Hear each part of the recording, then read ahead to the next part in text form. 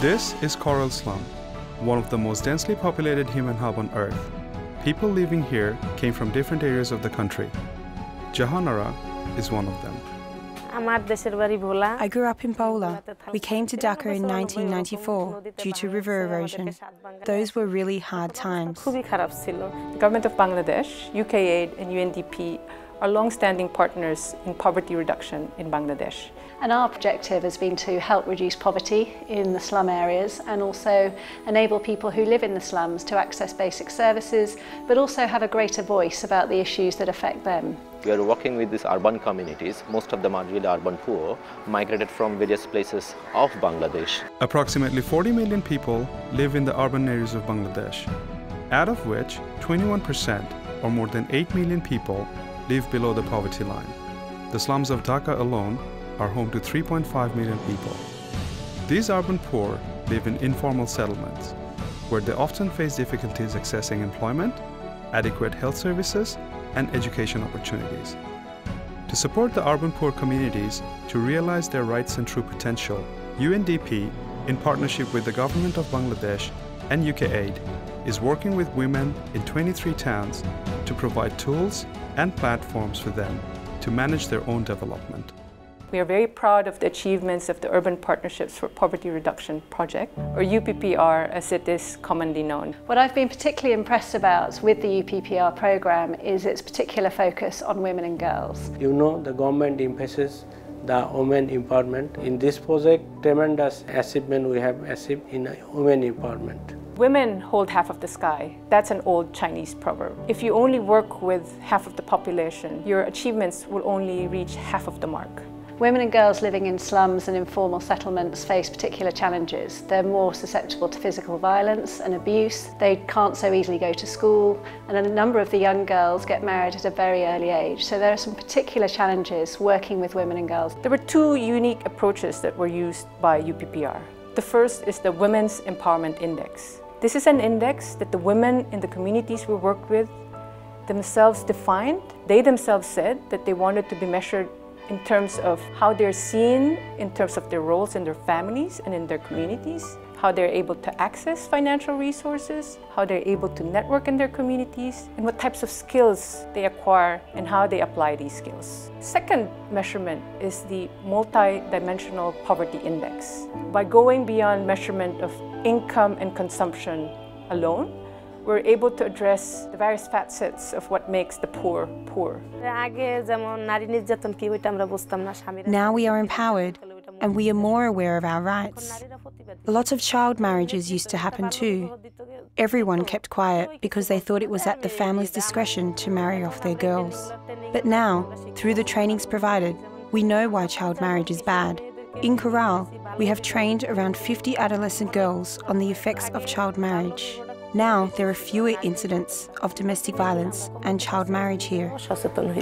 And what I've seen from that is the confidence that it's given them to enable them to feel that they're contributing to their family, to the income, and to give them more status within their community. If I was not involved with UPPR, I would not get the social recognition that I have today. People on the streets ask me constantly how I am, or when will I be helping them to construct a new road. Working with UNDP makes me happy. I've also met women who've set up their own businesses. They've been given skills training, they've been given business management training, and they've been also given a small grant to enable them to start up their own business, be it a tailoring company or a small shop. I received training in tailoring through UPPR. Now I make my own dresses and also take orders from others. I get $2 for each dress I make. That's an extra earning of $120 a month. We have started to save now, and from those savings, we are handing out loans. I have also taken a loan to fix my house. Many of them have played leadership roles within their communities, leading the community groups, leading the savings and investment, the credit groups that have been set up, and also leading on some of the practical areas, for example, the contracting for the infrastructure, for the better drainage, the better footpaths, the better water supply and sanitation. So really taking hands-on practical roles to lead for their communities. My husband earns $110 a month. The money is hardly enough to provide education education to my children. Now, with the extra earning, I am able to buy proper food and better take care of my children's needs. And what I've seen when I go to visit the slums where UPPR works is the real energy and commitment and confidence of those women. And they say before the project, they didn't have that. This has really enabled them to feel empowered in their communities. And that's really what we want to see. And if they feel empowered, they can feel they provide for their families, and it just gives them and their families a better future. UPPR has paved the way for our development through the trainings. Now we have the skills that will help us to take care of our families for the rest of our lives. The people of those areas, they are very much benefited by getting the project. 72% of the women who received this skills training, they are at work. 85% of women who received business grant, they are self-employed. I do not want my children to face the hardship that I have faced. I want to make sure I can help them to finish their studies and to have a good life. And I think the UK government is very proud of the work that we've been doing in Bangladesh to reduce poverty, and particularly the work of the UPPR programme together with the government of Bangladesh and UNDP. I think we've made a real impact on the lives of poor men, women and children in this country. The work is not done. It's not enough.